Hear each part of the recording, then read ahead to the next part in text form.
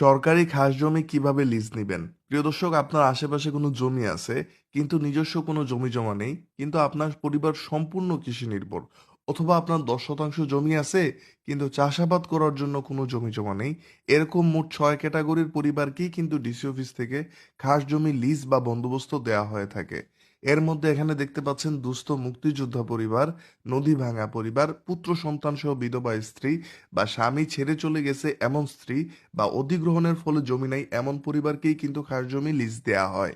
এখন প্রশ্ন হলো কিভাবে লিজ নেবেন?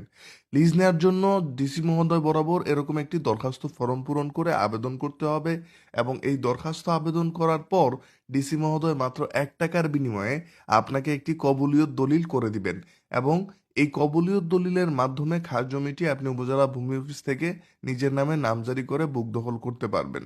তবে শর্ত একটাই, এই জমিটি অন্য কোথাও বিক্রি করতে পারবেন না, শুধু বুক দখলে থাকতে পারবেন। আশা করি সবাই বুঝতে পারছেন। প্রিয় দর্শক, ভিডিওটি শেয়ার করে দিবেন। শেয়ার করে দিবেন এই জন্য যে, কারণ অনেকেই জানে না সরকারি খাস জমি কিভাবে লিজ নিবে। আসসালামু আলাইকুম।